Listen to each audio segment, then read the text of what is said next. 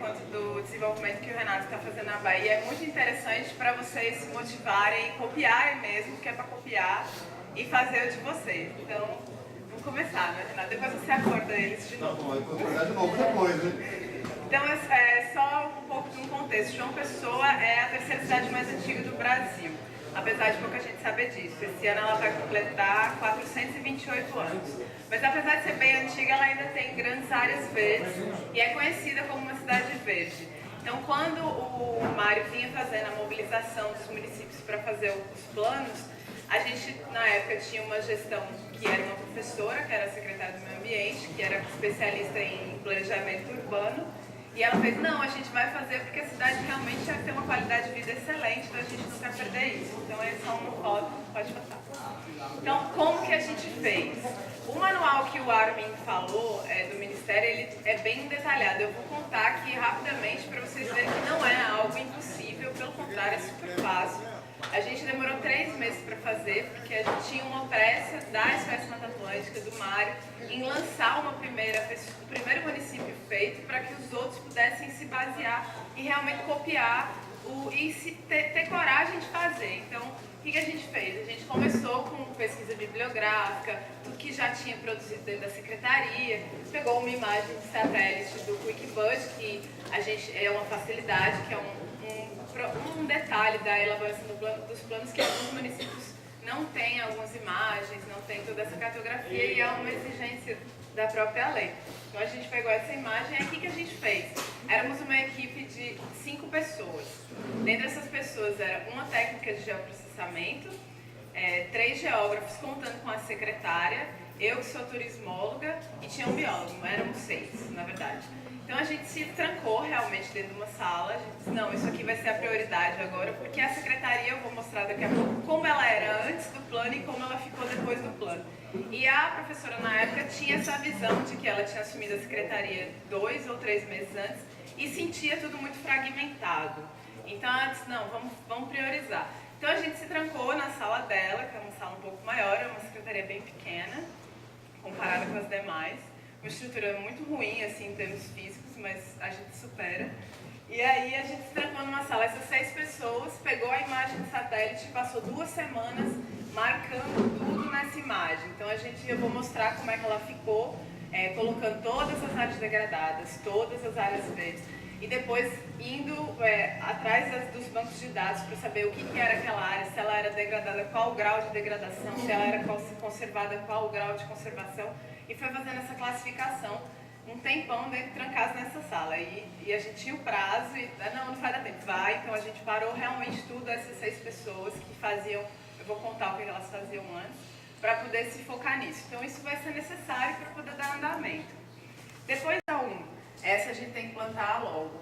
Aí quem ganhou 2 ficou em segundo, quem ganhou 1 ficou menos. E essas que ganharam 1, a gente começou a utilizá-las para os próprios projetos da prefeitura. Então, quando a Secretaria de Planejamento decidiu fazer um novo empreendimento público, aí ela tinha como nos consultar e a gente dizer, olha, não faça nessa área, não faça naquela, porque aquela lá, biologicamente, ela não vai conectar com outro fragmento, então a gente pode indicar. Então, isso também ajudou nisso. E aí foi essas classificações de alta, média e baixa que eu quis dizer quando eu disse que elas pontuavam. Pode passar.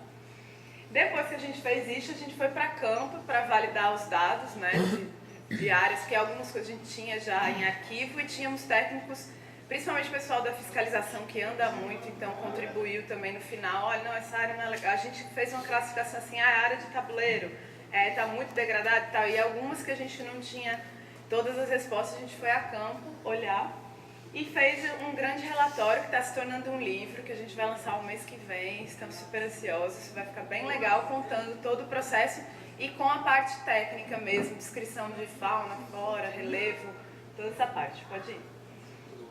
E aí no final a gente fez a identificação das áreas de pressão urbana para poder intensificar o próprio licenciamento e a fiscalização. Bateu o nosso plano com o plano diretor e com a Defesa Civil para ver se a gente estava igual ou muito diferente. Nem tudo que a gente gostaria que fosse preservado deu certo com o plano diretor. Tem algumas coisas que eles colocaram como áreas adensáveis, áreas edificáveis. E tem outras que a gente conseguiu reverter, que conseguiu fazer uma adequação e, enfim, a gente está sempre negociando. Muitas a gente ganha, outras a gente perde, mas o plano dá um embasamento muito importante nessa argumentação. E a gente fez essa análise do que era mais importante e também ajuda na relação entre as secretarias. Antes era muito separado, então as coisas chegavam lá na Secretaria do Meio Ambiente para licenciar, porque a gente licencia. O Estado licencia o resto do Estado e a capital tem um órgão licenciador próprio. Então muita coisa chegava lá só nessa hora. E aí a gente, com o plano, já conseguiu promover um diálogo maior para que não chegasse só na hora de dar uma licença, né? Pode passar. Então isso foi o mapa que a gente ficou trabalhando, a imagem de satélite. Então o que vocês veem como verde escuro são as áreas de manguezais. As áreas em verde claro, mais escuro, assim, porque são 3 tons que não dá para enxergar direito, mas são as áreas maiores, né? Aquele coração no meio, são os remanescentes maiores. Aí depois tem uns verdes mais clarinhos, que são os menores, e os vermelhos são as áreas degradadas. Então isso foi a produção que a gente ficou nesse tempo para poder... O que restou da cidade? O restante que é cinza são áreas urbanas consolidadas. Pode andar. Aí eu fiz esse gráfico porque, conversando com o pessoal aqui do evento, eles estavam querendo que a gente contasse, não só contar a implementação do plano, porque fazer foi o primeiro passo, agora a gente está no momento de implementar as ações, mas que contasse o que era antes e o que tornou depois, para que vocês se inspirem e façam de vocês, porque realmente é bem interessante. Então, como é que era antes? A gente tinha o gabinete do secretário, que a assessoria jurídica está dentro dele, e ele dava as ordens para os setores abaixo, que era a parte de estudos e projetos, o viveiro, a parte de controle ambiental, que abrange o licenciamento e a fiscalização, o financeiro, o zoológico, a gente administra um parque zoobotânico, e a parte de educação ambiental. Então, tudo saía direto do gabinete para todos os setores, o que normalmente acontece numa gestão pública. Pode voltar. Aí, como é que era? Cada setor desse, o que fazia antes do plano? Então, os estudos em projetos, ao invés de estar fazendo projetos, estava respondendo parecer público, fazendo os pareceres ambientais para o Ministério Público Federal, Ministério Público Estadual, alguma obra da prefeitura que dava problema, aí vai para lá para justificar ambientalmente, para tentar ajeitar. Então, não existiam muitos projetos, porque o pessoal não tinha tempo de fazer, estava sempre produzindo esses pareceres e os projetos realmente públicos ali da prefeitura, que é o que acontece na maior parte dos órgãos. O viveiro, a gente tem um programa, o nosso viveiro, eu até deixei umas fotos aí no final, que é um viveiro que é muito referenciado, ele só produz plantas nativas. O ano passado a gente produziu 35 mil mudas, e a gente é todo agroflorestal, e esse ano a gente vai chegar por volta dos 46 mil mudas no viveiro.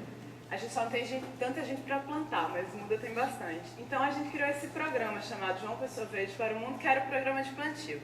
Então como é que funcionava? O viveiro foi criado, foi organizado por um professor excelente, só que era plantios esporádicos, de acordo com a solicitação das outras secretarias, de órgãos públicos ou da população, que ligava e pedia uma árvore.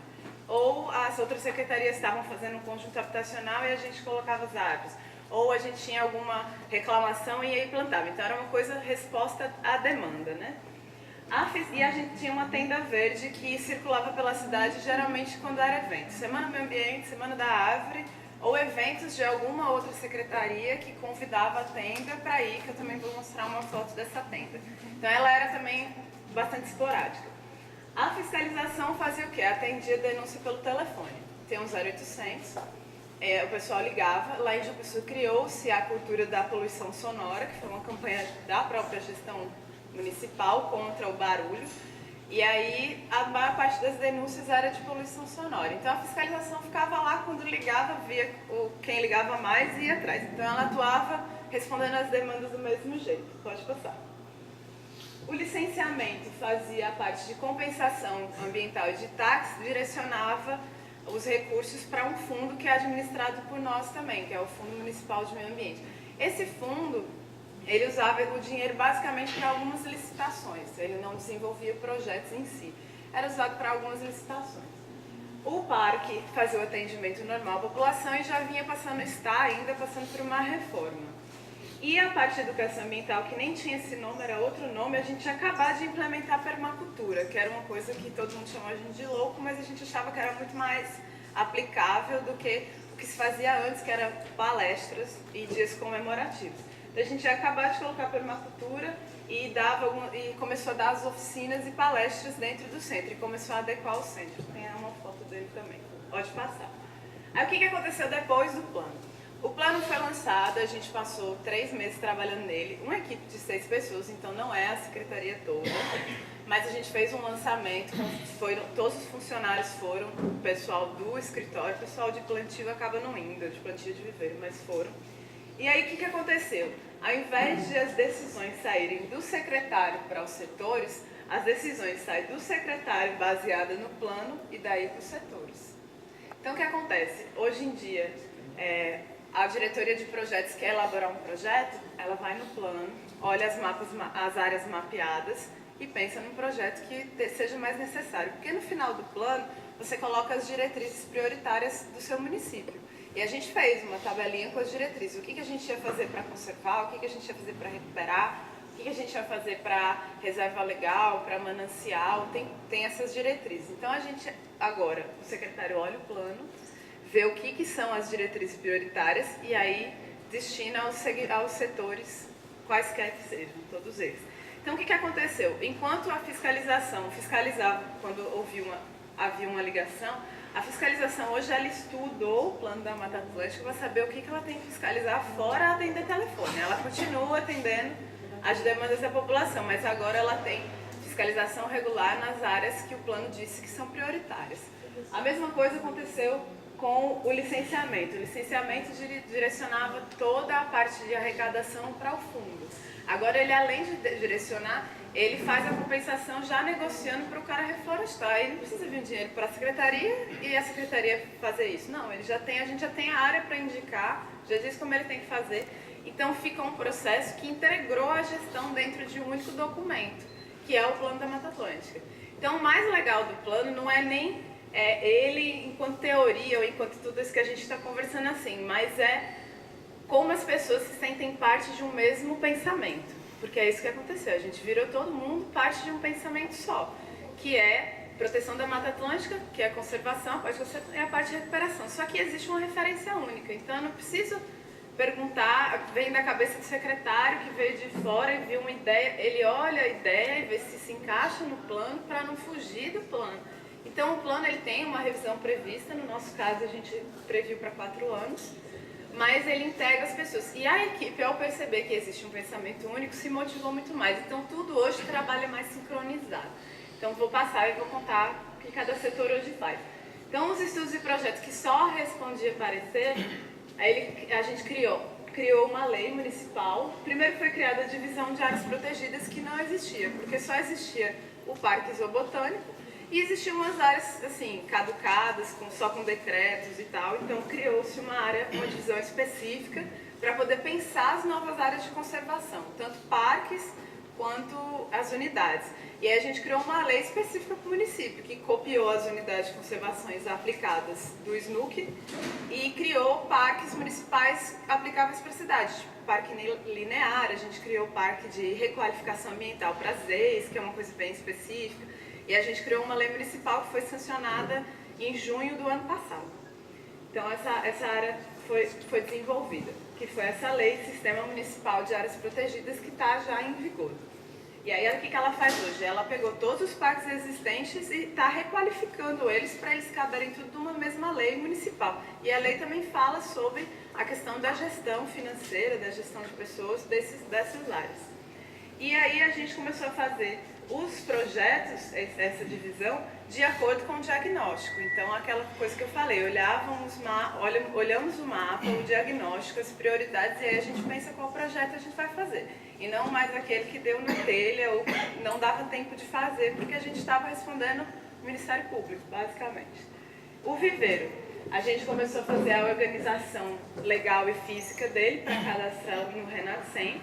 E agora, quando a gente vai plantar, a gente não planta esporadicamente. Lógico que existe os plantios simbólicos de uma inauguração qualquer, mas a gente já tem as áreas mapeadas. Então a gente já olha e fala, olha, agora o engenheiro florestal programa o plantio dele do ano todo. Ele criou um plano de arborização, de recuperação do ano todo, porque as áreas já estão todas lá. Aí existe aquela coisa, mas todas são públicas? Não. tem uma grande parte, aliás, o plano nos deu um dado que eu não coloquei aqui, mas é importante falar que João Pessoa só tem 30% de área verde. E a gente achava que era muito mais, porque em 2005 existia um dado que era 50% da cidade. Então, a gente está perdendo porque a cidade está crescendo muito rápido. E a maior parte dessas áreas são privadas, mas o que a gente faz? Vai no mapa, vê quais são as degradadas. Vamos plantar e consulta se ela é pública ou não. Se ela é, ela entra na lista das prioritárias. Se ela não é, a gente negocia com o dono da área. Ou se ele precisa compensar, ou se ele não quer fazer uma campanha. A gente fez agora uma campanha no Twitter. Quem tuitasse mais, a gente transformava em muda para poder plantar, para envolver a população. Então a gente tem agora uma referência para fazer os plantios. A Tenda Verde começou a fazer a itinerância dela nas áreas de pressão urbana, para incentivar, porque ela doa mudas à população, mudas de arborização urbana. E aí ela vai próxima aos remanescentes ou nas áreas de pressão urbana. Então ela criou um novo planejamento do que atender aos eventos pontuais. Aí a fiscalização que eu falei, ela faz uma fiscalização regular naquelas 10 áreas prioritárias que eu falei antes. Então, toda semana tem fiscal passando naquelas 10 maiores áreas, olhando se não tem invasão, que o maior problema lá é a ocupação irregular, queimadas, e aí teve a mudança. Antes a gente só recebia a ligação de poluição sonora. Depois do plano, a gente fez aquele folderzinho, que está ali na frente para quem quiser pegar e levar, para distribuir para a população, explicando o que é o folder, o que é a lei do sistema municipal, e colocou um mapa, para que as pessoas pudessem conhecer sua cidade, porque muita gente não consegue visualizar ela espacialmente. E listou as 10 mais e escreveu aqui o que é um crime ambiental. Então a gente teve uma mudança no perfil das denúncias. Antes era poluição sonora, aí passou a ser desmatamento, queimadas e poluição hídrica. E também menos ocupação irregular, porque às vezes o pessoal mesmo é que ocupa. Então, e a gente colocou o telefone bem grande aqui, um 0800 das denúncias, para que foi a maneira como a gente encontrou de devolver a população e eles entenderem esse processo. O que é um pouco diferente do caso do Renato, que ele vai contar que foi uma coisa mais participativa. Pode passar. Aí o licenciamento fez aquilo que eu falei, orienta o reflorestamento para as áreas já mapeadas, e o Fundo Municipal, que só fazia licitações, agora faz projeto também. Porque a gente já tem as prioridades, então já fica mais fácil elaborar os projetos. O Parque Zoobotânico ganhou condutores ambientais, porque ele é o único parque ecológico da cidade, e aí é uma referência no meio urbano, e ele fica bem no centro da cidade. Então a gente fez um projeto com uma ONG e capacitamos condutores da própria comunidade, para eles atenderem a visitação. E fizemos um mapinha, que eu não trouxe, mas parece com esse, só de desenhos, para que as pessoas pudessem, assim, fotografias dos bichos, das áreas, para que elas façam visitas autoguiadas, que era uma coisa que também não tinha. Então a gente tentou melhorar o atendimento. E o CEPAM criou, além de continuar com a permacultura, com as oficinas, criou um setor específico para mobilização social. A gente percebeu que, às vezes a gente tentava criar uma área verde, ou fazer um belo jardim, ou fazer alguma ação de educação ambiental, e a própria população não entendia a importância daquela área perto da casa dela. Então a gente criou esse setor que trabalha diretamente com a população, para todo projeto que a prefeitura vai fazer, ela já sabe o que está acontecendo, já é informada e já tem mais acesso. E aí essa divisão, que antes era escondida ali no financeiro, começou a fazer editais e planejar novos projetos com a referência do plano. E além dos eventos, que aí, com a visão integrada, a gente consegue agora fazer eventos ao longo do ano todo, porque antes só existia a Semana do Meio Ambiente. Aí agora a gente consegue fazer alguns ao longo do ano, porque já tem a visão integrada do município. Pode passar. Aí aqui é um mapa que hoje aponta todas as áreas protegidas, né, que são os parques, tanto os estaduais como municipais. Então, as que tem setinha vermelha foram os parques que a gente criou pós-plano. Então, o que tinha antes? Tem esses dois parques ali à direita, esses daqui, que são estaduais e estão com decretos caducados, mas existem. Existia essa grande área no meio, que é a Reserva da Biosfera da Mata Atlântica, que é a maior, que são 515 hectares. E existia o Parque Zoobotânico, que é aquele ali em cima, que é o que a gente administra. Então, esses da setinha ali vai ser um parque linear, que está em implementação, que chama Parque Paraíba. Aqui embaixo tem dois, que é o Horto, que a gente está numa briga agora por conta desse Horto, porque a gente criou o Horto, lançou pedra fundamental e tudo, e agora o governo do estado quer fazer casas. A gente pelo menos tem um plano para defender que aquilo ali era uma área prioritária do plano, está aqui, a população está abrigando também, então a gente conseguiu até aproximar a população. Ali foi um bosque das águas, que também está sendo licitado, o Parque Cuiá está cercando. Então, primeiro, a gente achava que com o plano, o fundo de restauração seria acessível, porque eles tinham contado para a gente que o fundo está na lei, o fundo de restauração, e que com o plano só os municípios que tivessem plano iam ter acesso ao fundo. Então a gente fez, só que esse fundo não existe. Então esse fundo não existe, não tem prazo de ser sancionado. Então a gente enfrentou dificuldades de captar recursos e de acessar o recurso de um fundo que ainda não existe, não se sabe nem de onde vai vir o dinheiro desse fundo. Então isso é uma dificuldade. A gente tem dificuldade lá de trabalhar com entidades sem fins lucrativos locais. A gente tem poucas entidades, as que tem muitas vezes não trabalham com projetos, aí a gente não consegue. A gente achou que o fato de a gente ter sido pioneiro, por um lado, deu visibilidade, mas a visibilidade não ajudou a acelerar os processos burocráticos, tipo essa do fundo, e processos internos da própria prefeitura, de licitar e de tentar proteger uma área antes que chegue. Não, é o mesmo processo, que a gente achava que o plano ia ajudar a ser mais rápido. A gente percebeu que não existia uma cultura ambiental na cidade. As pessoas lá, se vocês forem, elas vão dizer que João Pessoa é a segunda cidade mais verde do mundo, que só perde para Paris, que foi um mito criado por um jornalista na época 92, que realmente pegou, as pessoas falam isso, mas na época de chuvas, que é agora, a gente recebe muita ligação pedindo para cortar a árvore da frente da casa porque está sujando, ou porque ela vai cair, ou porque pode cair. Então, assim, ao mesmo tempo que eles falam que é uma cidade verde, eles não têm a cultura de cuidado verde. Então, a gente começou a trabalhar muito pesado com a educação ambiental nisso, e foi até por isso que a gente criou a mobilização, para eles terem consciência de que não adianta falar só que a cidade é verde, ou se basear naquela área grande, que é uma área bem no centro da cidade, que é uma unidade de conservação criada por decreto estadual, não é nem do SNUC, não tem nem classificação, e as pessoas sempre referenciam ela, que é muito legal, mas que não bastava só isso. A gente começou a funcionar essa questão de intersetorialidade depois do plano. Eu fui a quase todas as secretarias municipais explicar o que foi o plano, o que ele era, aos setores mais envolvidos, o setor dos alvarás, o setor de, enfim, vários, da própria limpeza urbana e tal, para poder eles entenderem que existia um novo instrumento. Então a gente começou a ser consultado. Antes a gente chegava e pegava o processo só na hora do licenciamento, não, agora a gente é consultado.